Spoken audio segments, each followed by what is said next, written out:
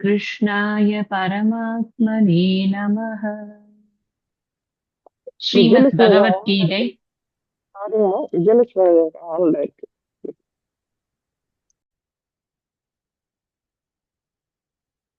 6வது அத்தியாயம் தியான யோகம் 29வது ஸ்லோகம் வரைக்கும் படிச்சிருக்கோம். இப்ப என்ன டாபிக் நம்ம படிச்சுட்டு இருக்கோம் அப்படின்னா, இந்த தியானத்தினுடைய பலனாக என்ன கிடைக்கும் அப்படிங்கறத பகவான் சொல்றார். என்ன படிச்சிருக்கோமோ அதை எப்படி அப்ளிகேஷன்ல கொண்டு வருது, வாழ்க்கையில அதை அப்ளை பண்ணணும். ஏதோ ஒண்ணு படிக்கிறோம், இந்த படிச்சதெல்லாம் ஏட்டு சுரைக்காய் கறிக்கு உதவாது அப்படின்னு ஒரு பழமொழி இருக்கு. அது மாதிரிதான் வேதாந்தம் வெறும் புக் நாலேஜ் தானா அப்படின்னு நிறைய பேருக்கு ஒரு கேள்வி இருக்கு. என்ன எல்லாத்தையும் ஆத்மா ஆத்மாங்கிறாங்க, மாயா மாயாங்கிறாங்க, ஒண்ணும் என்ன அப்புறம் நம்ம உலகமே இல்லைங்கிறாங்க, அப்புறம் ஆனா அந்த உலகத்துல தானே இருக்க வேண்டியிருக்கு அப்படிங்கிற ஒரு அப்ளிகேஷன் லெவல்ல நிறைய டவுட்ஸ் எல்லாருக்குமே இருக்கும். பகவான் அந்த மாதிரி டவுட்ஸ் எல்லாம் வரவே கூடாது அப்படிங்கிறதுக்காக தான் இந்த தியானத்தை சரியாக முறையாக பயிற்சி செய்யக்கூடிய அந்த ஞானத்தை பெற்ற யோகியானவன், அந்த தியானத்தினால் அவன் எந்த விதமான ஒரு பார்வையை பெறுகிறான், முதல்ல அந்த விஷயத்தை அவர் சொல்றார். அதை நம்ம 29வது ஸ்லோகத்துல பார்த்தோம். சர்வத்திர சமதர்ஷனக அப்படின்னு சொன்னார். எல்லா இடங்களிலும் இருக்கக்கூடிய சமத்தை பார்க்கிறான் அப்படின்னு. இதே கருத்தை நம்ம 7, 8, 9 ஸ்லோகங்கள்லையும் பார்த்திருக்கோம். அது எந்தெந்த விதமா பார்க்கிறான். சமலோஷ்டாஸ்ம காஞ்சனக சுக்ரன் மித்ராரிதாசீன மத்தியஸ்த துவேஷ்ய பந்துஷு சாதுஷ்வபிச்ச பாபேஷு சமலோஷ்டாஸ்ம காஞ்சனக, அதெல்லாம் நம்ம வந்து சாரி இதுல பார்த்தோம். சுக்ரன் மித்ரார்ல பார்த்தோமா? ஆமா, 7, 8, 9 3 ஸ்லோகம்லயுமே அதுதான் சொல்லியிருக்கார். யுக்த இத்தியுச்சதே யோகி, அதுல சமலோஷ்டாஸ்ம காஞ்சனக சொன்ன சாதுஷ்வபீச்ச பாப்பேஷு அந்த ஸ்லோகத்திலயுமே கூட சுஹ்ரன் மித்ரார் யுதாசீன, அதுல வந்து பாப்பம் பண்ணினவன் நல்லது பண்ணவன் நல்லவனா இருக்கிறவன் எல்லார்கிட்டயும் ஒரே மாதிரி இருக்கார் அப்படின்னு அந்த இடத்துல மனிதர்கள் இடத்துல சமத்துவத்தை பார்த்தோம். இப்படி நம்ம 7வது ஸ்லோகத்துல ஜிதாத்மன பிரசாந்தஸ்ய பரமாத்மா சமாஹிதக சீதோஷ்ண சுக துக்கேஷு ததா மானாபமானயோகோ அப்படின்னு தன்னுடைய மான அவமானங்களை ஒன்றாக கருதுகிறார். அதே மாதிரி எல்லா இடங்களிலும் பிரம்மத்தையே பார்க்கிறார். பரமாத்மா சமாஹிதக இப்படிங்கிற விஷயத்தெல்லாம் அங்க யோகியினுடைய ஒரு இந்த ஞானத்தினுடைய முதிர்ச்சி, அந்த முதிர்ச்சியினுடைய பயன் என்னவா இருக்கும் அப்படிங்கிற விஷயத்த சொன்னார். இங்க வந்து அதை முடிக்கிறார். இந்த இடத்துலதான் திருப்பியும் சர்வத்திர சமதர்ஷனக அப்படிங்கிறத சொல்றார். சர்வத்திர சமதர்ஷனங்கிறத நம்ம அந்த 3 ஸ்லோகத்தோட கனெக்ட் பண்ணி புரிஞ்சுக்கணும். எந்தெந்த ஆங்கிள் சொல்லியிருக்காரு அப்படிங்கறத 3 ஸ்லோகத்திலையும் கனெக்ட் பண்ணி நம்ம அதை புரிஞ்சுக்கணும். அதுக்கப்புறம் சொன்ன சர்வபூதஸ்தவ ஆத்மானம் எல்லா உயிர்களிடத்திலும் ஆத்மாவை. இந்த இடத்துல ஆத்மானா என்னன்னு பார்த்தோம் அப்படின்னா, ஆத்மானா ஏதோ ஒண்ணு ஒரு இடத்துல இருக்குப்பா அந்த ஆத்மாதான் அப்படின்னு இல்ல. ஆத்மா என்பது என்ன அப்படிங்கறத ஆரம்பத்திலேருந்து படித்து கொண்டு வருகிறோம். ஆத்மா அப்படிங்கிறது தூய உணர்வு. தூய உணர்வு அப்படிங்கிறது யாருன்னா நான் தான் தூய உணர்வு. இதுல டவுட் மட்டும் வரவே கூடாது. தூய உணர்வுங்கிறது ஒண்ணு இருக்கு, ஆத்மாங்கிறது ஒண்ணு இருக்கு, பிரம்மங்கிறது ஒண்ணு இருக்கு, எல்லாம் ஒன்னொன்னு இருக்கு அப்படின்னு மைண்ட்ல போட்டுக்க கூடாது. இப்படி சொல்றக்கூடிய எல்லாமே நான் தான், என்னைத்தான் அது குறிக்கிறது அப்படிங்கிறது தான் இங்க ஃபர்ஸ்ட் புரிஞ்சுக்க வேண்டிய விஷயம். இந்த எல்லா உயிர்களிடத்திலும் இப்ப என்னைத்தான்னு சொன்னதுனால நம்ம எப்படி போட்டுக்கணும்? எல்லா உயிர்களிடத்திலும் தன்னை பார்ப்பவன், தன்னிடத்தில் எல்லா உயிர்களையும் பார்ப்பவன். அப்போ எல்லா உயிர்களுக்கும் இவனுக்கும் வேதம் என்பதே இல்லை. இது வேற அப்படிங்கிறதே கிடையாது. அப்படி அதை காண்கிறார் அப்படின்னு சொன்னா அப்படிப்பட்ட ஒரு விஷன், ஒரு பார்வையானது அவருக்கு கிடைக்கிறது அப்படின்னு பார்ப்போம். முதல்ல நம்ம படிக்க ஆரம்பிக்கும் போது என்ன படிக்கிறோம் அப்படின்னு சொன்னா, நான் இந்த உடம்பு மனசு புத்தி கிடையாது, நான் உணர்வு ரூபமாக இருக்கிறேன், நான் இந்த உடம்பு மனசு புத்திய ஒரு டூல் மாதிரி உபயோகப்படுத்தி கொண்டிருக்கிறேன், நான் இந்த தேகம் கிடையாது, தேகத்தில் வசிக்கக்கூடிய தேகியாக நான் இருக்கிறேன், நான் ஆத்மாவாக இருக்கிறேன். இதெல்லாம் முதல்ல பாடம் நம்ம படிக்கிறோம். அதுக்கப்புறம் என்ன படிக்கிறோம் அப்படின்னா, நான் இந்த உடல்ல மாத்திரம் இல்ல, எல்லார் உடல்லயும் நான் தான் இருக்கேன்.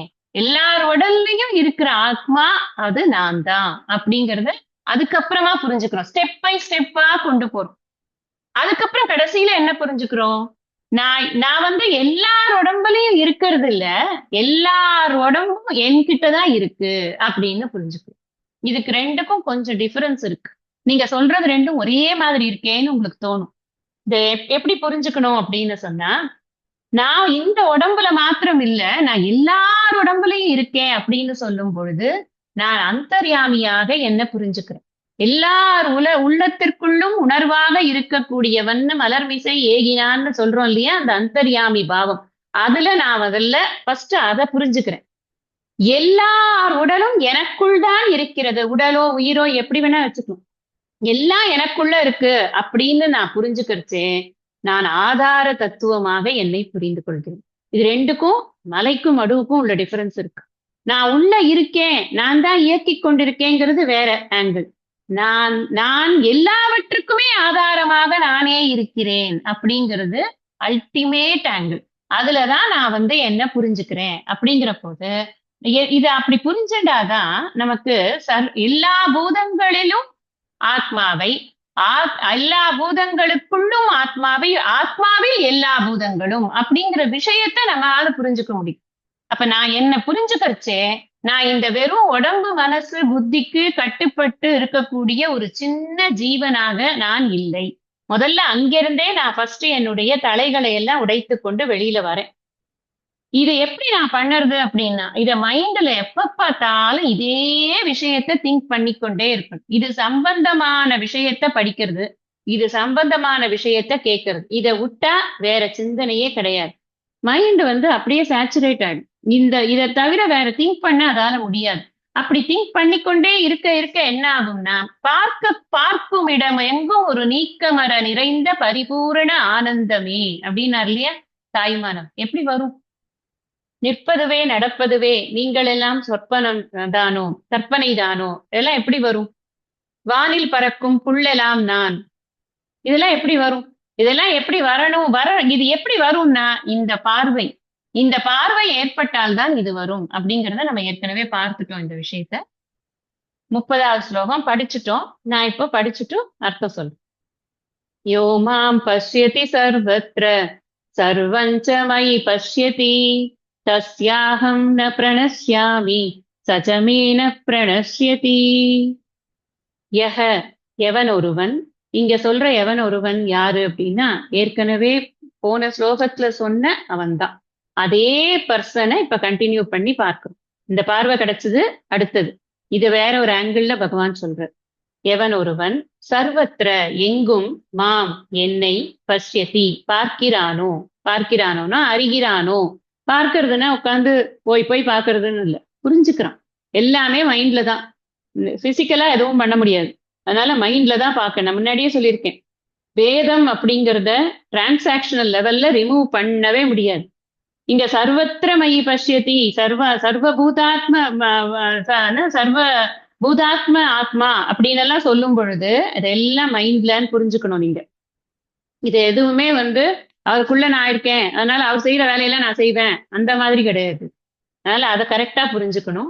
மாம் என்னை பஷ்யதி பார்க்கிறானோ அறிகிறானோ, மயி என்னிடத்தில், சர்வஞ்ச எல்லாவற்றையும், சர்வம் பஷ்யதி அங்கேயும் நான் பார்க்கிறானோ, அகம் நான், தஸ்ய அவனுக்கு, ந பிரணஷ்யதி அழிவதில்லை, ச மேலும், சக அவன், மே எனக்கு, ந பிரணஷ்யதி. பிரணஷ்யதி சொன்னேன்னா முன்னாடி பஷ்யத்தின்னு சொல்லிட்டேன் நான், தெரியல, பை ஸ்லிப் ஆஃப் டங். ந பிரணஷ்யதி அழிவதில்லை. இங்க என்ன சொல்றார் அப்படின்னா, முதல் ஸ்லோகத்துல சொன்னது எல்லா ஜீவாத்மாக்கள்லையும் பரமாத்மாவை பார்ப்பது அப்படிங்கிற ஒரு தரிசனம். அதே போல பரமாத்மாவில எல்லா ஜீவாத்மாவையும் பார்ப்பது அப்படிங்கிறது ஒரு தரிசனம். இப்ப நான் வந்து எல்லா ஆத்மாக்கள்லையும் தன்னை பார்க்கிறான், தன்னில் எல்லா ஆத்மாக்களும் இருக்கிறதாக பார்க்கிறான் அப்படின்னு சொன்னேன் நான். அதைத்தான் இங்க ஜீவாத்மா பரமாத்மா நம்ம ஒரு வேர்டு தான் டிஃபரன்ஸ், நம்ம புரிஞ்சுக்கிறதுக்கு ஒரு வெக்காபுலரி, அவ்வளவுதான், வேற ஒண்ணும் கிடையாது. எல்லா ஜீவர்களிலும் இருப்பது பரமாத்ம தத்துவம் தான். அந்த பரமாத்ம தத்துவத்தில் தான் எல்லா ஜீவர்களும் நிலை பெற்று இருக்கிறது. இததான் ஃபர்ஸ்ட் இந்த 29ல நம்ம புரிஞ்சுட்டோம்.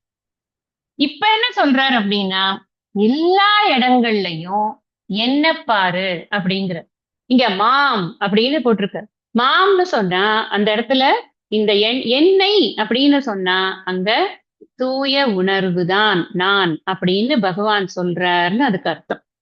இங்க என்னைன்னு சொல்லும் பொழுது நான் இதுல சங்கு சக்கர கதாபாணியாக இருக்கிற பட்டு பீதாம்பரம் எல்லாம் போட்டு இருக்கக்கூடிய ஒரு மகாவிஷ்ணுவாகவோ அல்லது குழலூதும் கண்ணனாகவோ ராதாலோலனாகவோ அந்த மாதிரி எல்லாம் அந்த உருவமாக அவரை சொல்ல கிடையாது. தேவகி புத்திரனாகவோ வசுதேவனுடைய புத்திரனாகவோ அந்த ஐடென்டிட்டியில அவரை சொல்லல. மாம் அப்படின்னு சொன்னா தூய உணர்வாக இருக்கக்கூடிய என்னை அப்படின்னு புரிஞ்சுக்கணும். இங்க அப்படி அவன் பார்க்கும் பொழுது அவனுக்கு நான் அழிவதில்லை, எனக்கு அவன் அழிவதில்லை. இதுக்கு என்ன அர்த்தம்? என்ன அழியறது அப்படின்னு சொன்னா, அவனை விட்டு நான் நீங்கிறது இல்ல, என்னை விட்டு அவன் நீங்கிறது இல்ல அப்படின்னு அர்த்தம். இதை எப்படி புரிஞ்சுக்கிறது? அவனும் நானும் ஒண்ணுதான் அப்படிங்கிறது தான் இதுக்கு ஃபைனல் மீனிங். அவன் அழிவதில்லை அப்படின்னு சொன்னான். நான் வேற அவன் வேற இல்லப்பா அப்படின்னு சொல்லுவான் இல்லையா? நானே அவன், அவனே நான் அப்படின்னு சொல்றார் பகவான். அப்ப இந்த இடத்துல பகவான் என்ன புரிய வைக்கிறார் அப்படின்னா, தூய உணர்வுக்கு அந்நியமாக வேறு ஒன்றுமே கிடையாது. நான் என்னதான் எல்லா இடத்துலயும் பாக்குறேன், எல்லாத்தையும் என்னல பாக்குறேன்.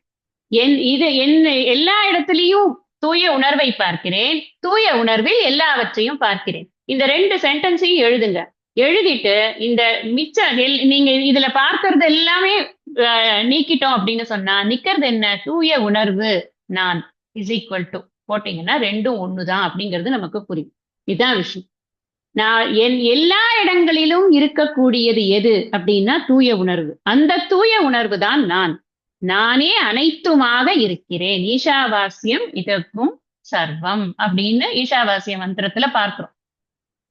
இந்த இதை நம்ம தனித்தனியா இருக்கே, இப்போ நான் பார்க்க முடியறது, என்னால ஒரு உருவத்தை பார்க்க முடியுது, அதுக்கு ஒரு புத்தி இருக்கு, அதுக்கு ஒரு வேலை இருக்கு, அது எதோ பண்ணிட்டு இருக்கேன், அதெல்லாம் நான் என்னன்னு புரிஞ்சுக்கிறதுனா அதெல்லாம் தன் உணர்வு, இண்டிவிஜுவாலிட்டி அப்படிங்கிற சுவாமி. அந்த இண்டிவிஜுவாலிட்டி எல்லா தன்னுணர்வுக்குள்ளேயும் அந்த தன்னுணர்வுகளை எல்லாத்தையும் நடத்தி கொண்டிருக்கக்கூடிய ஒரு நியாமக்கனாக இருக்கக்கூடிய உணர்வு அப்படிங்கிறது எதுவோ அதுதான் தூய உணர்வு அப்படின்னு புரிஞ்சுக்கணும். தனியா அந்த தன்னுணர்வு மாத்திரம் ஆக்ட் பண்ண முடியாது. தூய உணர்வு இல்லாம போனா இந்த தன்னுணர்வு என்பது ஒண்ணுத்துக்கும் பிரயோஜனம் இல்லாததா தான் இருக்கும். இப்போ ஒரு இதுக்கு போறோம், ஒரு கடைக்கு போறோம்னு வச்சுக்கோங்களேன். அந்த ஷாப் அந்த ஃப்ளோர் ஃபுல்லா தங்கம் தான் இருக்கு. தங்கத்துல பலவிதமான நகைகள் பண்ணி வச்சிருக்காங்க. ஒரு ஒரு ஒரு செக்ஷன் போனா செயின், ஒரு செக்ஷன் போனா பிரேஸ்லெட், ஒரு செக்ஷன் போனா இது ஹாரம், அந்த மாதிரி நிறைய பண்ணி வச்சிருக்காங்க. நம்ம நம்மளோட இந்த இந்த எல்லாத்தையும் ஒன்னா பார்க்கிறேன் அப்படின்னு சொல்றோமே, அது என்ன பார்வை அப்படின்னா, இந்த வேற்றுமையை காட்டக்கூடிய உருவங்கள், அதனுடைய நேம்ஸ் ஃபார்ம்ஸ் நமக்கு கண்ணுல தெரியாம எல்லாம் சர்வத்திர தங்கம் அப்படின்னு பார்க்கக்கூடிய பார்வை. எல்லாமே தங்கத்துலதான் இருக்கு, தங்கம் தான் எல்லாத்துலயுமே இருக்கு அப்படிங்கிறது நமக்கு புரியுறதா இல்லையா? அந்த ஃப்ளோர், மேல் ஃப்ளோர் தங்கங்க, கீழ் ஃப்ளோர் இது வெள்ளிங்க, அது கீழ் ஃப்ளோர் பிளாட்டினம்ங்க அப்படின்னு தான் சொல்றான். நீங்க மேல் ஃப்ளோர்ல தோடு ஜிமிக்கி மாட்டல் அப்படின்னு நான் சொல்ல மாட்டான். நம்ம இன்னொரு உதாரணம், நம்ம ஏற்கனவே பார்த்த உதாரணம் தான். ஒரே சர்க்கரை தான், விதவிதமான ஸ்வீட்டு இருக்கிறது, அந்த சர்க்கரை ஒண்ணுதான், வேற ஒண்ணும் கிடையாது. எல்லாத்துக்கும் மேல ஸ்வீட்டுன்னு ஒரே போர்டு தான் போடுறோம். விதவிதமான ஸ்வீட்ஸ் பண்ணி வைக்கிறோம் ஒரே சர்க்கரையில். அப்ப உள்ளுக்குள்ள இருக்கிறது அதுல என்ன அப்படின்னா, உள்ளும் புறமும் எல்லா இடங்கள்லயும் நிறைந்து இருக்கக்கூடியது எது அப்படின்னா அது தூய உணர்வு தான். அந்த தூய உணர்வுக்கு ஒரு நாளும் அழிவு என்பது கிடையாது. இங்க பிரணஷ்யத்தின்னு சொல்லும் பொழுது தூய உணர்வினுடைய ஒரு ஆட்ரிபியூட், அந்த ஆட்ரிபியூட்னு சொல்லக்கூடாது, ஆனா நம்ம படிக்கிறதுக்காக அந்த வார்த்தையை சொல்றேன்.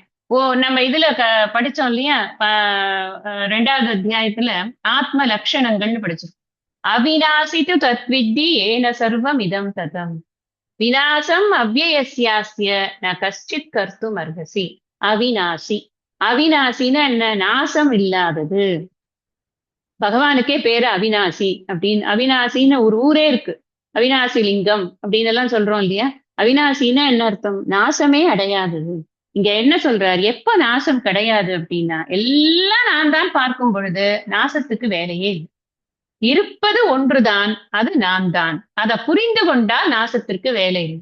இப்ப நம்ம இதுதான் உயர்ந்த பக்தி. இந்த இந்த ஞானி இருக்கானே, இவன் பண்ணக்கூடியதுதான் உயர்ந்த பக்தி. இந்த பக்திங்கிறதுலயே ரொம்ப உயர்ந்த ஒரு ஒரு இடம், ஒரு நிலை எது அப்படின்னு சொன்னா, சர்வத்திர ஆத்ம தரிசனத்தை பார்க்கிறது தான் பக்தியிலேயே மிக உயர்ந்த நிலை. சாதாரணமா கண்டமா இவர் இன்னாரு, இவர் இன்னாரு, இவர் அங்க கொடுத்தாரு, இவர் இவ்வளவு டொனேஷன் கொடுத்தாரு, இவர் இந்த இடத்துல வேலை பாக்குறாரு, அப்படி பார்த்து ஒவ்வொருத்தர்கிட்டயும் இது பண்றது அப்படிங்கிறது வேற. எல்லாருமே ஒண்ணுதான் அப்படின்னு பாக்குறது ஒண்ணு. இன்னொன்னு, எல்லா ஃபார்ம் ஆஃப் காட்ஸ் நம்ம என்னென்னலாம் விஷ்ணுன்னு பாக்குறோம், சிவன்னு பாக்குறோம், லக்ஷ்மின்னு பாக்குறோம், பார்வதின்னு பாக்குறோம். என்னென்ன ஃபார்ம் பார்த்தாலும் ஃபார்ம் ஃபங்க்ஷன் எல்லாம் வேறையா இருக்கு. அது நம்மளுடைய பக்குவத்துக்காக கொடுக்கப்பட்டது.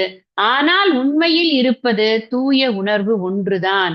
அதற்கு குறிகுணம் ஏதும் இல்லதாய் அல்லதாய் அப்படின்னு நம்ம இப்ப அணிவிலே தெளிவுல எல்லாம் படிக்கிறோமா இல்லையா? குறிகுணம் ஏதும் இல்லதாய். ஒரு குறி கிடையாது, குணம் கிடையாது. குறினா என்ன? ஒரு இப்படித்தான் இருக்குன்னு குறிப்பிட்டு சொல்லக்கூடிய ஒரு ஒரு இது கிடையாது. அதுக்கு ஆட்ரிபியூட் கிடையாது. குணம் ஒரு ஃபார்ம், நேம் அண்ட் ஃபார்ம் கிடையாது. அதுதான் நேம் ஃபார்ம் இல்லாததாக இருக்கிறது அப்படின்னு பாரதியார் எழுதுறாரே, இது எப்படி எழுதுறாரு? இதெல்லாம் வச்சுட்டுதான்.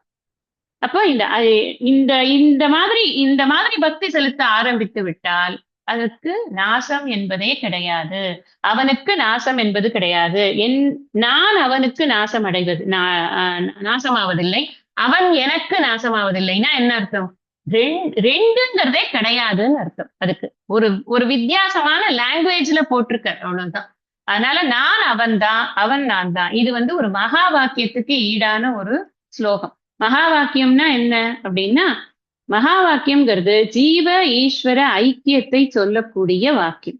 இப்ப தத்துவமசி அப்படின்னு சொல்றோம் அப்படின்னா அது ஒரு மகா வாக்கியம். பிரஜானம் பிரம்ம, அகம் பிரம்மாஸ்மி, அயம் ஆத்மா பிரம்ம, இதெல்லாம் மகா வாக்கியங்கள் அப்படின்னு தேர்ந்தெடுத்து சொல்லப்பட்டிருக்கு. அதுல நிறைய மகா வாக்கியங்கள் இருக்கு. சும்மா நம்மளுக்கு புரியறதுக்காகவும் நம்ம டுவெல் பண்றதுக்காகவும் ஈஸியா ஒரு 4 மகா வாக்கியத்தை சொல்றோமே தவிர்த்து எண்ணற்ற மகா வாக்கியங்கள் இந்த வேதத்துக்குள்ள இருக்கு. இங்கேயும் இந்த ஸ்லோகத்தை பொறுத்த வரைக்கும் இவர் எப்படி நான் அவனுக்கு அழிவதில்லை, அவன் எனக்கு அழிவதில்லைன்னு சொல்றதோட அர்த்தம் என்னன்னா, நானும் அவனும் வேறு வேறு இல்லை. நான் தூய உணர்வு, அவனும் தூய உணர்வு. யாரு? இந்த ஞானி. யாருக்கு இந்த மாதிரி பார்க்கறதுக்கு தெரியறதோ அவனுக்கு தான்.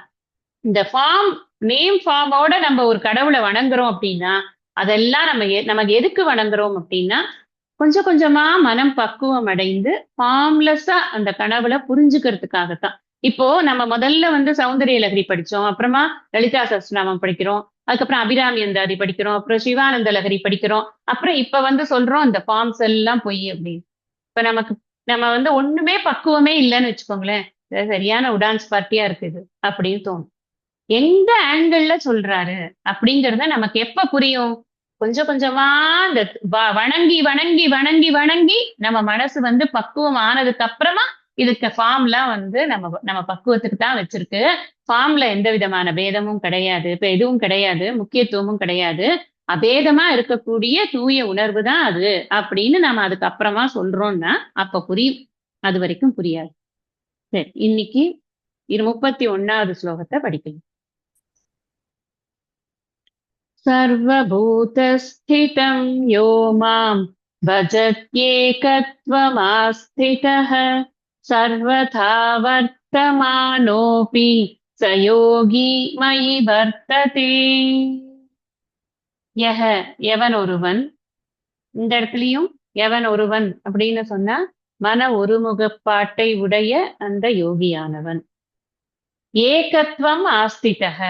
ஏகத்துவம் அப்படின்னா என்ன? அத்வைதத்தையே, அபேதத்துவம், பூர்ணத்துவம் இதையே சார்ந்திருக்கிறானோ, சர்வபூத ஸ்திதம் மாம் பஜதி எல்லாவற்றிலும் உள்ளே இருக்கும் உணர்வு வடிவான என்னை வாசுதேவனை நினைக்கிறானோ சர்வதா வர்த்தமானோபி எந்த வாழ்க்கை முறையில் இருந்தாலும் ச யோகி அந்த யோகியானவன் மயி வர்த்ததே என்னிடத்தில் இருக்கிறான் அப்படின்னா முக்தியில் இருக்கிறான்னு அர்த்தம்.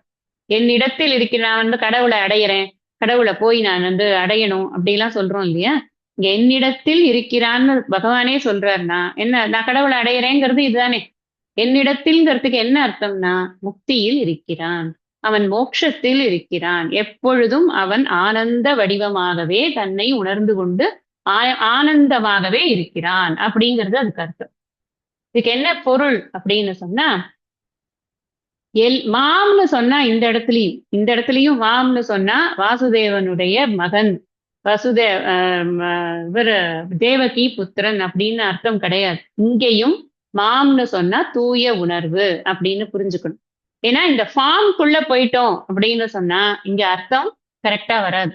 எல்லா இடத்துலயும் இருக்கக்கூடியது அப்படின்னு சொல்லும் பொழுது அது ஒரே பொருளாக இருக்கணும். அது ஏன்னா முன்னாடி சொல்லியிருக்கார் ஏகத்துவம் ஆஸ்திதக, அத்வைதமாக இருக்கக்கூடிய, அபேதமாக இருக்கக்கூடிய, பூர்ணமாக இருக்கக்கூடிய என்னை சார்ந்திருக்கிறான்.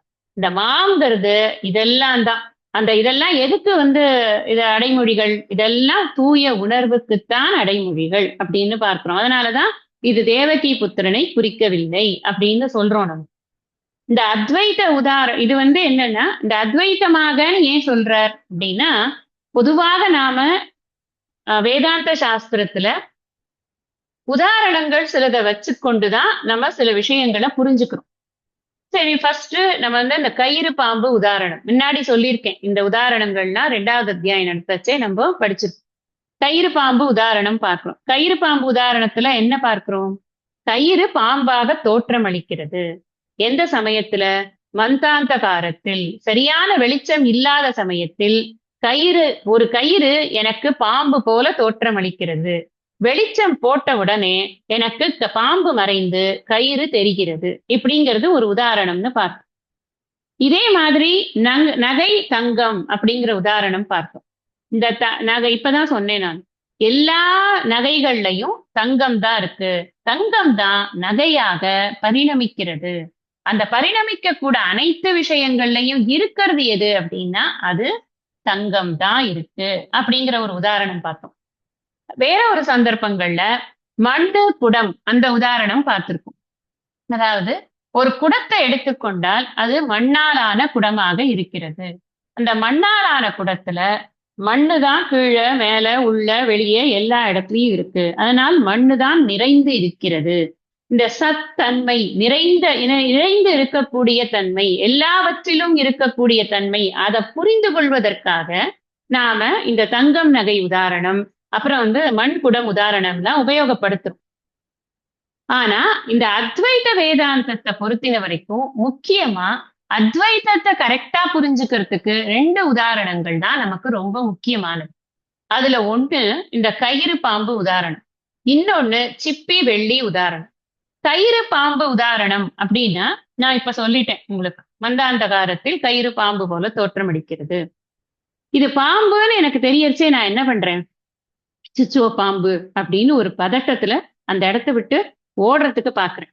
அப்போ என்ன எதுக்கான உதாரணமா அதை சொல்றோம்னா, இந்த ஜெகத் நான் சத்தியம்னு நினைச்சு கொண்டிருக்கேன். அதனால நான் இந்த ஜெகத்தை நான் ரொம்ப இது நிவர்த்திக்கான உதாரணம். இது சத்தியம்னு நினைச்சுக்கிறது சிப்பி வெள்ளி உதாரணம். சிப்பி வெள்ளி உதாரணத்துல என்னன்னாக்க, இப்ப ஒரு சூரிய வெளிச்சம் நல்லா அடிக்கிறது, நம்ம சீஷோர்ல நடந்து போயிட்டு, அப்போ ஒரு சிப்பி இருக்கு. அந்த சிப்பி மேல இந்த சன்லைட் அடிக்கிறச்சே தூரக்கேந்து பாக்கறச்சே நமக்கு பளபளன்னு தெரியுது. அப்ப அதை நாம என்னன்னு நினைக்கிறோம்னா, தூரக்கேந்து பார்க்கும்போது ஒரு சில்வர் அப்படின்னு நினைக்கிறோம். அந்த சில்வர் அப்படின்னா உடனே போய் நமக்கு அதை எடுத்துக்கணும்னு தோன்றுது. இது பிரவருத்திக்கான உதாரணம். ஒரு விஷயத்துல இந்த உலகம் சத்தியம் அப்படின்னு நினைத்து கொண்டு அதுல இருக்கக்கூடிய பிளஷர்ஸ்க்காக நான் போறேன் அப்படிங்கிற போது அது பிரவர்த்தி பண்ணறதுக்கான ஒரு உதாரணமாக இதை சொல்றோம். இந்த ரெண்டு உதாரணங்கள்லயுமே நிவிருத்திக்கான உதாரணமும் சரி, பிரவருத்திக்கான உதாரணமும் சரி, இந்த ரெண்டு உதாரணங்கள்லயும் ஒரு விஷயத்த நாம சரியா புரிஞ்சுக்கணும். கயிறு கயிறு மாறி பாம்பா தெரியல. கயிறு அப்படியேதான் இருக்கு. பார்க்கிற பார்வையில தான் அது பாம்பா தெரியுது. சிப்பி அப்படியேதான் இருக்கு. என் பார்க்கிற பார்வையில தான் அது வெள்ளியா தெரியுது. இதத்தான் விவர்த்த காரணம் அப்படின்னு சொல்றோம். விவர்த்த காரணம் அப்படின்னா என்ன அர்த்தம்னா, எந்த விதமான மாற்றமும் அடையாமல் வெறும் தோற்றமாகவே அது காட்டுகிறது அப்படின்னு அர்த்தம். இதத்தான் தூய உணர்வு எந்த விதமான மாற்றமும் அடையாமல் வெறும் தோற்றமாகவே இந்த ஜெகத்தை ப்ரொஜெக்ட் பண்ணி கொண்டு இருக்கிறது அப்படிங்கறத மாயையின் மூலமாக அப்படின்னு சாஸ்திரம் சொல்றது.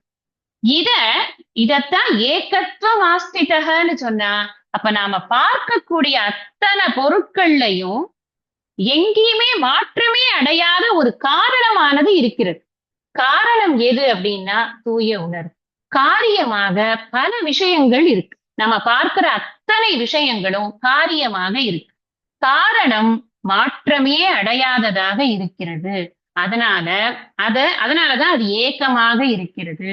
அது அத்வைதமாக இருக்கிறது. அது அபேதமாக இருக்கிறது. வேர்ட்ஸ் புரியுறதா? புரியலன்னா தயவு செஞ்சு வாய்ஸ் நோட்ல கேளுங்க. என்ன வேர்ட் புரியலையோ. நான் முடிஞ்ச வரைக்கும் சான்ஸ்கிரிட்ல சொன்னாலும் தமிழ்ல உங்களுக்கு சொல்லிக் கொண்டுதான் இருக்கேன். ஒருவேளை விட்டுட்டேன்னாலும் நீங்க கேட்கணும். அபேதம் அப்படின்னு சொன்னா என்ன? பேதம்னா என்ன? வேற்றுமை. அபேதம்னா ஒற்றுமை. வேற்றுமை இன்மை அப்படின்னு புரிஞ்சுக்கணும். அப்படி இருக்கிறது இந்த தூய உணர்வு. இதத்தான் நாம இந்த இது ஏகத்துவத்தை புரிஞ்சுக்கிறது அப்படிங்கிறது. பிரம்மம் ஏகமாக இருக்கிறது, தூய உணர்வு ஏகமாக இருக்கிறது அப்படிங்கிறத எப்படி புரிஞ்சுக்கிறதுனா, எந்த மாற்றமும் அடையாமல் சர்வத்திர எல்லா இடங்கள்லையும் அது நிறைந்து இருக்கிறது. நம்ம இதுல பார்க்கிறோம். இருள் சேர் இரு வினையும் சேரா இறைவன் பொருள் சேர் புகழ் புரிந்தார் மாட்டு. இறைவனுடைய இலக்கணம் என்ன? எல்லா இடங்களிலும் நிறைந்து இருக்கக்கூடியவன் அந்த இறைவன் அப்படின்னு. அதுதான் இந்த பிரம்மத்தினுடைய லட்சணமாக நம்ம பார்க்கிறோம். அப்படி இருக்கும் பொழுது ஒரு விஷயத்துக்கும் இன்னொரு ஞானிக்கு, இந்த யோகிக்கு, நன்றாக நிதித்தியாசனம் செய்தவனுக்கு ஒரு விஷயத்தை பார்க்கும் பொழுது அதுல இருக்கிற அபேதத்தன்மை கண்லப்படுமா, இல்ல பேதத்தன்மை கண்லப்படுமா? வேற்றுமை கண்லப்படுமா, வேற்றுமையின்மை கண்லப்படுமா அப்படின்னா, தொடர்ந்து நிதித்தியாசனத்தை முறையாக ஒவ்வொரு பொருள்லையும் இருக்கக்கூடிய அந்த வேற்றுமையே இல்லாத தூய உணர்வின் பார்வைதான் அந்த ஞானிக்கு இருக்கும் அப்படிங்கிறத போன 2 ஸ்லோகங்கள்ல நம்ம பார்ப்போம். அதேதான் இங்கேயும் என்ன சொல்றார்? எல்லா இடங்களிலும் இருக்க சர்வபூத ஸ்திதம் மாம் பஜதி. எல்லாவற்றிலும் உள்ளே இருக்கக்கூடிய உணர்வு வடிவாக மலர்மிசை ஏகினான் மானடி சேர்ந்தார் நிலமிசை நீடு வாழ்வார். கொஞ்சம் கூட வேற்றுமை உணர்ச்சி அப்படிங்கிறதே அந்த ஞானிக்கு இருக்கவே இருக்காது. எல்லாவற்றிலும் ஏகத்துவத்தை மட்டும்தான் அவன் பார்த்து கொண்டிருக்கிறான். அவன் எந்த காலத்துல பார்ப்பான்? நல்ல தியானம் பண்ணி கொண்டிருக்கும் போது எல்லாம் ஒண்ணுதான்ப்பா, சான்ஸே இல்லை, எல்லாம் ஒண்ணு. அப்படியே எப்படி தெரியுது, ஒரு கேன்வாஸ்ல எல்லா படமும் வரைஞ்ச மாதிரி எவ்வளவு அழகா தெரியுது அப்படின்னு தியானத்துல பார்ப்பானா? இல்ல, சர்வதா அப்படிங்கிறது. சர்வதா வர்த்தமானோபி. அது எந்த வாழ்க்கை முறையில் இருந்தாலும் சரி. இதுல 2-3 விதமாக இந்த வியாக்கியானம் பண்ணியிருக்கு. ஒன்னொன்னா சொல்றேன். எந்த வாழ்க்கை முறையில் இருந்தாலும் அப்படின்னு சொன்னா, எந்த நம்ம இதுல பார்க்கிறோமே, பிரம்மச்சரியம், கிரகஸ்தம், வானப்பிரஸ்தம், சந்நியாசம், இந்த 4 விதமான வாழ்க்கை முறைகள் அப்படின்னு பார்க்கிறோம். இதுல எந்த ஸ்டேஜ்ல இருந்தாலும் அந்த ஞானி அதை ஒன்றாகத்தான் பார்க்கிறான். அவனுக்கு வேற்றுமை உணர்ச்சி என்பது கிடையவே கிடையாது அப்படிங்கிறது ஒரு விதமான அர்த்தம். இன்னொரு அர்த்தம் என்ன அப்படின்னா, வேற ஒரு வியாக்கியானக்காரர் எழுதுறார். யாக்ஞவல்கியர் மாதிரி அவர் எல்லா கர்மங்களையும் விட்டுவிட்டு சந்நியாசம் எடுத்துக்கொண்டு அப்படி ஒரு வாழ்க்கை முறையை அவர் கையாண்டார் என்றாலும், வசிஷ்டர் ஜனகர் மாதிரி சந்நியாசமே எடுத்துக்கொள்ளாமல் நல்லா எல்லா வேலைகளையும் செய்து கொண்டு அறிவோடு ஞானத்தோடு கூட அவர் இருக்கிறார். கர்ம யோகியாக கர்மத்தை நன்றாக கர்ம பல தியாகம் செய்த ஒரு ஞானியாக அவர் இருக்கிறார் என்றாலும் வாழ்க்கை முறைங்கிறச்ச எப்படி அதை வேணும்னாலும் இன்டர்பிரேட் பண்ண முடியும். ஒருத்தருடைய விசேஷமா ஒரு விதமாக இன்டர்பிரேட் பண்றாங்க. அதனால நம்ம தெரிஞ்சுக்கிறதுக்காக சொல்றேன் நான். அப்படி ஒரு ஞானியாக அவர் இருந்தாலும் சரி. இல்லையா தத்தாத்திரேயர் மாதிரி அவர் நிஷித்த கர்மம் பண்ணி கொண்டிருந்த அப்படின்னு சொல்ற. தத்தாத்திரேயருக்கு ஒரு நிஷித்த கர்மம் அவர் பண்ணாருன்னு இல்ல. அதுக்கு என்ன அர்த்தம்னா, பரசுராமர் அவர்கிட்ட எனக்கு உபதேசம் வேணும் அப்படின்னு கேட்பார். ஸ்ரீவித்யா உபதேசம். அப்ப உபதேசம் வேணும்னு கேட்கும்போது அவரை டெஸ்ட் பண்ணறதுக்காக இவர் தான் ரொம்ப ஒரு பேட் காண்டக்ட் இருக்கிற மாதிரி தன்னை ப்ரொஜெக்ட் பண்ணிப்பார். ஸ்திரீலோலனாக, ரொம்ப மது மாம்சம் எல்லாம் சாப்பிடுறவனாக, அப்படி தன்னை ரொம்ப பேட் காண்டக்ட் இருக்கிறவனாக ப்ரொஜெக்ட் பண்ணி காமிச்சுப்பார். இத பார்த்து அந்த சிஷ்யன் இவர் வேண்டான்ட்டு போயிடுறானா அப்படின்னு பார்க்கலாம். ஆனா பரசுராமர் ஏமாற மாட்டார். அவர் இல்ல, உங்களோட உண்மையான இது எனக்கு நல்லா தெரியும், அதனால நீங்க இதெல்லாம் காமிக்கிறதெல்லாம் பொய் தான் அப்படின்னு சொல்லிட்டு அவர் உபதேசம் வாங்கிப்பார் அப்படின்னு திரிபுரா ரகசியத்துல இருக்கு. அந்த மாதிரி தத்தாத்திரேயர் மாதிரி ஒரு அந்த மாதிரியான வாழ்க்கை முறையில இருந்தாலும் கூட அதுக்காக என்ன மாதிரி வேணும்னாலும் வாழலாமா அப்படின்னு அர்த்தமான அப்படி அர்த்தம் கிடையாது. இது என்ன புரிஞ்சுக்க வேண்டிய விஷயம் என்னன்னா, எத்தவத்தை செய்தாலும் ஏதவஸ்தைப்பட்டாலும் உத்தர் மனம் இருப்பது மௌனத்திலே அப்படின்ற அந்த வாக்கியம் புரியுறது இல்லையா? அந்த மாதிரி இதை புரிஞ்சுக்கணும்.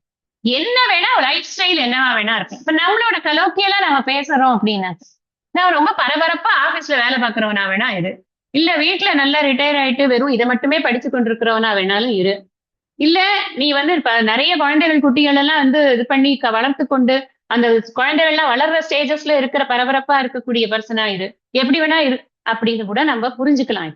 என்ன வேணா எந்த வாழ்க்கை முறையில என்ன வேணாலும் வேலை பண்ணி கொண்டிருக்கும் பொழுது கூட அவனுடைய மனமானது எப்படி இருக்கணும்னா, இந்த தூய உணர்வு ஒன்றுதான் எல்லா இடங்களிலும் இருக்கிறது, அதுதான் நான் அப்படிங்கிறத தவிர்த்து வேற சிந்தனை அப்படிங்கிறதே அவனுக்கு இருக்கக்கூடாது. ஆதிசங்கரர் தன்னோட வியாக்கியானத்துல என்ன சொல்றாருன்னா, வர்த்தமானோபி அப்படிங்கறத தியானத்துல இருக்கிற காலமாக இருந்தாலும் சரி, வியுத்தான அவஸ்தையில இருக்கிற காலமாக இருந்தாலும் சரி, அதாவது விவகாரம் பண்ணி கொண்டிருக்கிற காலமானாலும் சரி, இது ரெண்டுலயுமே. ஏன்னா நம்ம பொதுவா இப்ப தியான யோகம் படிச்சு கொண்டிருக்கோம். இப்ப நமக்கு இது சப்போஸ் இது கஷ்டமா இருக்கே, எல்லாரையும் ஒன்னா எப்படி பார்க்கறது அப்படின்னா, சரி இது தியானத்துல வரும் போல இருக்கு அப்படின்னு நினைக்காதப்பா. நீ தியானத்துல வந்தாலும் சரி, தியானத்துல இருந்தாலும் சரி, தியானத்தை முடிச்சுட்டு வெளியில எனக்கு ஒரு கப் காஃபி கொடு அப்படின்னு கேட்கும் போது அந்த காஃபியில சக்கரை இல்லையோ இல்ல காஃபியே சரியில்லைனாலுமோ அப்ப கூட இந்த விஷயத்த அப்ளை பண்ணு அப்படிங்கிறார். நமக்கு புரிய வேண்டியது அப்படின்னா, எந்த அவஸ்தையில இருந்தாலும் சரி, என்ன வேலை பண்ணி கொண்டிருந்தாலும் இது உள்ள ஓடிக்கொண்டே இருக்கணும் அப்படிங்கிறதுதான். அடுத்த ஸ்லோகத்துக்கு அர்த்தம் பார்க்கலாம். ஆத்மௌபம் ஏன சர்வத்ர சமம் பஷ்யதி யோர்ஜுன சுகம் வா யதி வா துக்கம் சயோகி பரமோ மதஹ. இப்போ நம்ம போன ஸ்லோகத்துல என்ன சொல்லியிருக்க, எல்லா இடங்கள்லயும் அந்த ஏகத்துவத்தை தரிசனம் பண்ணணும் அப்படின்னு சொல்லியிருக்க. சர்வதா வர்த்தமானோபி, அவன் அப்படி தரிசனம் பண்ணும் பொழுது அவன் முக்தியில் இருக்கிறான் அப்படின்னு. இந்த முக்தியில் இருக்கிறாங்கிறத நான் கம்ப்ளீட் பண்ணல, அதையும் சொல்லிடுறேன். முக்தியில் இருக்கிறாங்கிறது எப்படி இருக்க முடியும் அப்படின்னா, அவனுக்கு வேற்றுமையே தெரியலன்னா அவனுக்கு விருப்பு வெறுப்பு எப்படி வரும்? இந்த வேற்றுமைங்கிற ஒரு விஷயம் தெரிஞ்சாதான் அடுத்தது எல்லா ஹிண்ட்ரன்சஸும் வெளியில வரப்போகுது. நம்ம காமக்ரோதாதிகள் ராகத்வேஷங்கள் இதெல்லாம் வெளியில வர்றதுக்கு என்ன சூழ்நிலை வேணும், என்ன வாதாவரணம் இருக்கணும்னா வேற்றுமை உணர்ச்சி நமக்கு தெரியணும். வேற்றுமையே தெரியல எனக்கு அப்படின்னா அது எனக்கு ஒண்ணுமே இந்த டிஃபரன்சஸே தெரியாது. அப்ப எனக்கு விருப்பு வெறுப்பு அப்படிங்கிறதே கிடையாது. விருப்பு வெறுப்பு இல்லாத ஒரு மனத்திற்கு எந்த விதமான ஒரு சஞ்சலமும் இருக்காது. அதுதான் அமைதியான மனம், அதுதான் முக்தியில் இருக்கக்கூடிய மனம். அப்ப நமக்கு புரியறது, இந்த முக்திக்காக நம்ம இமயமலையில போய் குகையில இருக்கணும்னு பகவான் சொல்லல. புரிஞ்சுடுத்து இல்லையா? நான் இல்லப்பா எனக்கு முக்தி கிடைக்கணும் நான் கிளம்புறேன் அப்படின்னு கிளம்ப வேண்டிய அவசியமே கிடையாது. எனக்கு சந்நியாசம் கொடுத்தாதான் முக்தி அப்படின்னு சொல்ல வேண்டிய அவசியமும் கிடையாது. ஏன்னா இந்த இடத்துல பகவான் என்ன சொல்றாருன்னா, உன் பார்வை இப்படி இருந்தால் நீயும் நானும் ஒன்றுதான்னு போன இதுல சொல்லிட்டார். இந்த பார்வை இருக்கக்கூடியவன் இந்த ஏகத்துவத்தை எந்த நிலையில் இருக்கும் பொழுதும் பார்க்கக்கூடியவனுக்கு, நீங்க இன்னும் நிறைய டீப்பா நீங்க ஹோம்ஒர்க் பண்ணி திங்க் பண்ணும்போ, 5வது அத்தியாயத்துல சொன்ன பஷ்யன் சுண்வன் எல்லா நிலைகளிலும் அதெல்லாமும் கூட இந்த சர்வதா அப்படிங்கறது நம்ம அதெல்லாமும் புரிஞ்சுக்கலாம். சர்வதா அப்படிங்கறத எல்லா சிச்சுவேஷன்ஸ்லயும், எனக்கு எவ்வளவு பெரிய சுச்சுவேஷன், பேட் சுச்சுவேஷன் வந்தாலும் சரி, குட் சுச்சுவேஷன் வந்தாலும் சரி, இல்ல நான் நல்ல மூட்ல இருக்கிறச்சேதான் நான் எல்லாத்தையும் ஒன்னா பார்ப்பேன், இல்லைன்னா நான் கண்டந்துடமா வெட்டி போட்டுருவேன் எல்லாரையும் அப்படின்ற புத்தி கிடையாது. எல்லாமே அவனுக்கு எப்பொழுதுமே ஒன்று மட்டும், ஒன்றுதான் அப்படிங்கறத சொன்னார். அப்படி இருக்கிறவனுக்கு தான் முக்தி அப்படின்னு சொன்னார். அவன் முக்தியில் தான் இருக்கிறான். அப்படி இருக்கிறவனுக்கு தான் முக்திங்கிறத காட்டிலும் அப்படி இருக்கிறவன் முக்தியில் இருக்கிறான் அப்படின்னு சொல்றார்.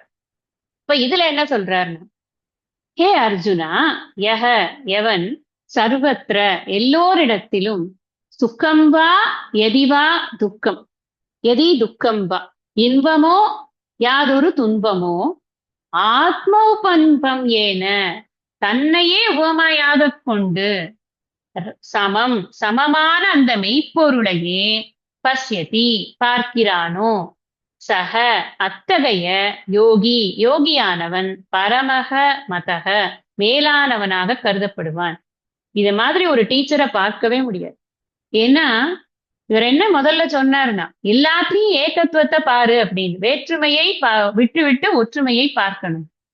ஜென்ரலாவே நமக்கு கண்கள்ல படுறதுங்கிறது ஒருத்தரையும் நம்ம என்ன ஸ்கேன் பண்ணி உள்ள இருக்கிற தூய உணர்வுன்னு பார்க்கறதா பிராக்டிகலி பாசிபிள் ஆகுது இல்லையே. எல்லாரும் வேற வேற வேற மாதிரி இருக்கிறோம், வேற வேற குணநலன்களோட இருக்கிறோம், வேற வேற சுச்சுவேஷன்ல இருக்கிறோம், வேற வேற மூட்ஸ்ல இருக்கும். சோ எல்லாரும் வேற வேற மாதிரி இருக்கும் பொழுது எப்படித்தான் இது சாத்தியம் அப்படின்னா, பகவான் இங்க இது என்ன யாட்ஸ்டிக் நான் வச்சுக்கிறது எனக்கு தெரியணும்ல. எல்லாத்தையும் ஒன்னா பாரு அப்படின்னா, எதை நான் ஒரு அளவீடாக வைத்துக்கொண்டு நான் எல்லாவற்றையும் ஒன்றாக பார்ப்பேன். அதுக்கு எனக்கு ஒரு டிப்ஸ் வேணுமே. இந்த மேலான யோகி, யோகியிலேயே உயர்ந்த யோகி யாரு அப்படின்னா, எல்லாத்துலயும் சமத்தை பார்க்கிறவன் யாரோ அவன்தான் உயர்ந்த யோகி அப்படின்னு இங்க சொல்றார். அந்த எல்லாத்தையும் சமத்தை, எப்பொருள் எத்தன்மைத்தாயினும் அப்பொருள் மெய்ப்பொருள் காண்பது அறிவு. என்ன வேணா இருக்கட்டும், அதனுடைய உண்மையான தன்மை என்ன, மெய்ப்பொருள்னால என்ன அர்த்தம், அதுக்கு என்ன லெட்ரல் மீனிங், உண்மைத்தன்மை.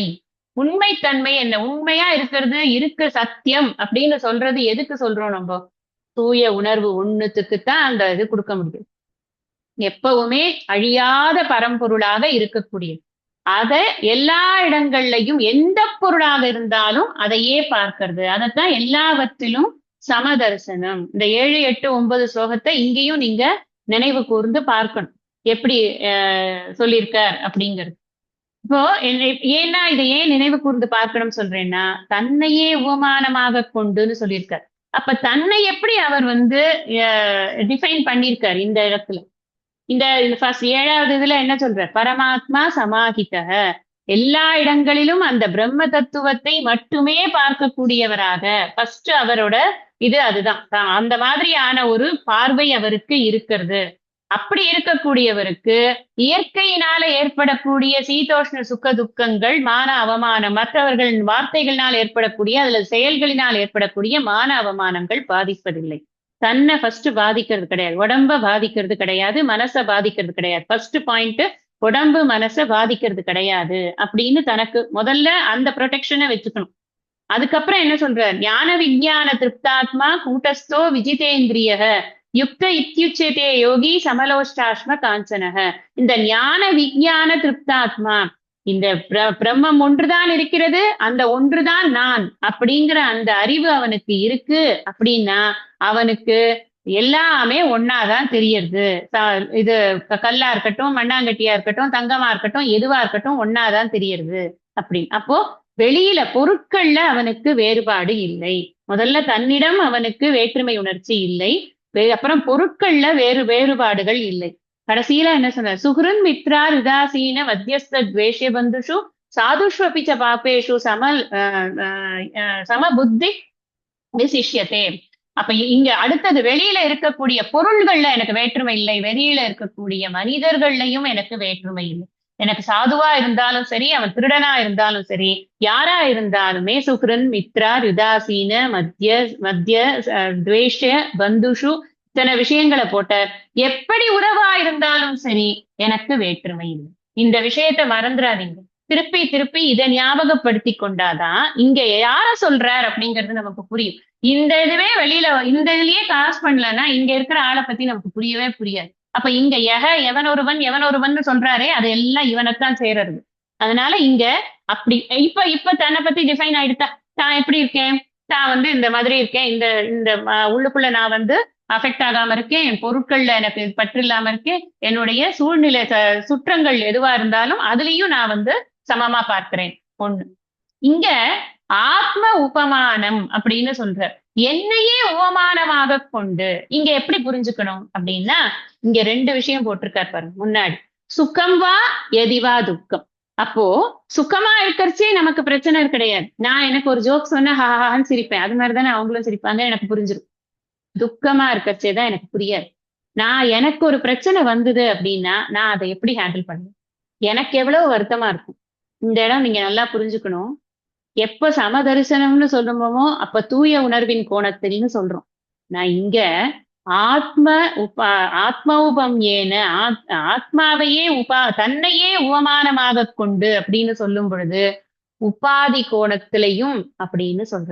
இந்த உடம்பு மனசு புத்தின்னு நீ பார்க்கிறியா, அப்ப கூட நீ எல்லாரும் ஒண்ணுங்கிறத எப்படி தெரியுமா பார்க்கணும், உனக்கு ஒண்ணு வலிச்சதுன்னா அது அவனுக்கும் வலிக்கும். அதுல நீ காம்ப்ரமைஸே ஆகாது. அனாவசியமா அடுத்தவனுக்கு தொந்தரவு கொடுக்க கூடாது. இதுதான் அந்த யோகியினுடைய மனநிலையாக இருக்கும். இது வரணும் அப்படின்னு சொன்னா என்ன பண்ணணும், இந்த சர்வபூத ஹிதேரதான்னு ஞானிய இதுல படிச்சிருக்கோம். நான் 5வது அத்தியாயம் நினைக்கிறேன். லபந்தே பிரம்ம நிர்வாணம் ரிஷய க்ஷீண கல்மஷாக சின்னத்வைதாயதாத்மானம் சர்வபூத ஹிதேரதாக. சர்வபூத ஹிதேரதாக எல்லா பூதங்களுக்கும் ஹிதத்தை செய்து அதில் சந்தோஷப்படுபவன் அப்படின்னு அவனுக்கு ஒரு லட்சணம் பார்த்தோம். இந்த ஞானி லட்சணத்தை எங்கெங்கெல்லாம் படிச்சோமோ அதெல்லாம் மைண்ட்ல கொண்டு வாங்க. அப்பதான் இது நல்லா ரிச்சா புரியும் நமக்கு. அப்ப என்னன்னா எல்லார்கிட்டையும் ஒரு அன்பு. இந்த இதுல படிக்கிறோம் இல்லையா, அன்பின் வழியது உயிர்நிலை. சுவாமிஜி இதை ரொம்ப அழகா எக்ஸ்பிளைன் பண்ணிருப்பார். உயிர் நிலை பெற்று இருக்கக்கூடிய இந்த உடம்புக்கு அன்பு ஒன்றுதான் வழி காட்டுறதுக்கு தான். இன்னொருத்தர்கிட்ட அன்பை காட்டுறது ஒண்ணுதான் அது அதோட வேலையே. வேற எதுக்காகவும் இந்த உடம்ப கொடுக்கல அப்படிங்கிற. அப்படி இல்லை அப்படின்னா அக்திலாருக்கு எண்புதோல் போர்த்த உடம்பு, வெறும் எலும்புக்கு தோல் போர்த்தி ஒரு கோட் ஸ்டாண்ட் மாதிரி மாட்டி வச்சிருக்கப்பா, நீ அன்பை காட்டல. இந்த உயிர் நிலை பெற்றிருப்பது இந்த உடல்ல. இந்த உடலுக்கான வேலை என்ன, எல்லார்கிட்டையும் அன்பா இரு. அவன் யாரா இருந்தாலும் சரி, அவன் எந்த பார்க்காத, அவனுடைய சமூக அந்தஸ்தையோ அவனுடைய படிப்பையோ விதையோ எதையும் பார்க்காத. மனசு கஷ்டப்படும் அப்படிங்கிற ஒரு விஷயத்த பார்க்கும் பொழுது துக்கம் அப்படின்னா அது எல்லாருக்கும் ஒண்ணுதான். அன்புடையார் எல்லாம் எங்கும் உரியர் பிறர்க்கு அப்படின்னு சொன்னார் இல்லையா. அதனால உன்கிட்ட இருக்கிற எல்லா விஷயங்களும் பகிரக்கூடியதுதான். நாலேஜ் முக்கியமா. நாலேஜும் பகிர்ந்தாத்தான் நல்லது. இல்லைன்னா நானே வைத்துக் கொண்டிருந்தேன்னா அவனுக்கு புரியாது, இவனுக்கு புரியாது, அவனுக்கு தேவையில்லை அப்படின்னு நான் நினைக்க கூடாது. என்னால என்னென்னலாம் நல்லது பண்ண முடியுமோ அது எல்லாத்தையும் பண்ணணும். அது இந்த யோகியாலத்தான் பண்ண முடியும். அந்த யோகியாலத்தான் ஏன் பண்ண முடியும் அப்படின்னா அவனுக்கு செல்ஃப் சென்டர்ட்னஸ் இருக்காது. ஏன்னா எல்லாரும் ஒண்ணுன்னு நினைக்கிறான் இல்லையா. அதனால தனக்கு அப்படின்னு ஒரு விஷயத்த பண்றதுக்கு அவனுக்கு இது வராது. புத்தி அப்படி போகவே போகாது. அப்படிங்கிறதுனால அத்தகைய யோகி பரமக அப்படிங்கிறது என்னன்னா அவன்தான் மேலான யோகி. யாரு இந்த யோகத்தை பயின்றாச்சு, அதுக்கப்புறம் இதுல நல்லா நிலை பெற்றாச்சு, நிதித்தியாசனம் பண்ணியாச்சு, அப்புறம் அந்த ரூமு பக்கம் யாரும் வரக்கூடாது, வந்தா வெட்டுவேன் அப்படின்னு எல்லாம் பேசக்கூடாது. அப்படி யாரும் என்னை டிஸ்டர்ப் பண்ணக்கூடாது அப்படின்னு நினைக்கிறது யோகத்தினுடைய ஒரு லட்சணம் கிடையாது. இந்த யோகிக்கு இவ்வளவு பயிற்சி எதுக்கு எடுத்துக்கிறாருன்னா இந்த டிஸ்டர்பன்சஸ்குள்ள அவர் டிஸ்டர்ப் ஆகாம இருக்கணுங்கிறதுக்காக தான், வேற எதுக்காகவுமே இல்லை. துன்பம் அப்படிங்கிறது எல்லாருக்கும் பொதுவாக வரக்கூடியதுதான். அது வந்தா எனக்கு எப்படி இருக்கும் அதே மாதிரிதான் அந்த ஆளுக்கும் இருக்கும். அதனால நான் இன்னொருத்தருடைய துன்பத்தை என் துன்பமாக பார்த்து நான் அவனுக்கு துன்பத்தை களைவதற்கு என்னாலான உபகாரங்களை நான் செய்யணும் அப்படிங்கிறது இதுதான் அப்ளிகேஷன். இதை யார்ட்ஸ்டிக் என்ன அப்படின்னா, அளவீடுங்கிறது என்ன எனக்குன்னா, என்னுடைய மனசு, என்னுடைய புத்தி, எனக்கு ஏற்படக்கூடிய உணர்ச்சிகள், இதுதான் அளவீடு. என்னை யாராவது சல்லுன்னு பேசிட்டா எனக்கு எவ்வளவு வருத்தமா இருக்கும். அதே வருத்தம் தானே இன்னொருத்தருக்கும் இருக்கும். அப்ப வார்த்தையில ரொம்ப நிதானம் வேணும். இந்த நிதானம் எப்ப வரும் அப்படின்னா, இந்த ஏகத்துவ பாவம் வந்தா தான் வரும். இல்லைன்னா என்ன பண்ணுவோம்னா, வேற்றுமை ஜாஸ்தியாக குற்றம் கண்டுபிடிக்கிறது தான் ஜாஸ்தியாயிடும். இப்பவும் குற்றம் கண்டுபிடிக்கிறதுக்கு தெரியாமலாம் இருக்காது. குற்றம் தெரியும். ஆனா அதை பெரிதுபடுத்த மாட்டார்கள். அதை சொல்ல வேண்டிய முறையில் சொல்வார்கள். சொல்லும் பொழுது அந்த வார்த்தையில ஒரு நயம் இருக்கும். இதெல்லாம் இந்த தியானத்தினுடைய பலன்கள் அப்படிங்கிறத நாம புரிஞ்சுக்கணும். அருளுடைமையில கடைசி குறள் ஞாபகப்படுத்துறேன் உங்களுக்கு. வலியார் முன் தன்னை நினைக்க தன்னின் மெலியார் மேல் செல்லும் இடத்து. இந்த அருளுடைமையோட கிரக்ஸே அதுதான். இந்த அருள்ங்கிறத நீ இரக்கத்தை எந்த காரணத்தினால காட்டுவ? நீ ஒருத்தன் கிட்ட போய் நிற்கும் போது உனக்கு இரக்கம் காட்டணும்னு நினைக்கிற பத்தியா? அதனால நீ யாருக்கா இருந்தாலும் நீயும் இரக்கம் தான் காட்டணும் அப்படிங்கறத நம்ம படிச்சிருக்கோம் இல்லையா? இதெல்லாம் ஞாபகப்படுத்துறேன், அவ்வளவுதான். அதனால சர்வத்திர ஒரே ஏக்கமாக ஒரே வசுதைவ குடும்பகம் அப்படிங்கிற எண்ணமானது அந்த ஞானிக்கு இருக்கும், யோகிக்கு இருக்கும் அப்படிங்கறத சொல்ல வர்றார் பகவான். இன்றைக்கு இந்த அளவுல நாம 2 ஸ்லோகங்களோட நம்ம இந்த வகுப்பை நிறைவு செய்யறோம். மீண்டும் அடுத்த சத்சங்கத்தில் நம்ம மீதி இருக்கிற ஸ்லோகங்களை படிக்கலாம். ஐயனே எனதுண்டே அனந்த ஜென்மங்களாண்ட மெய்யனே உபதேசிக்க வெளிவந்த குருவே போற்றி, உய்யவே முக்தி நல்கும் உதவிக்கோர் உதவினாயே, செய்யுமார் ஒன்றும் காணேன் திருவடி போற்றி போற்றி. நிறைவு பிரார்த்தனை.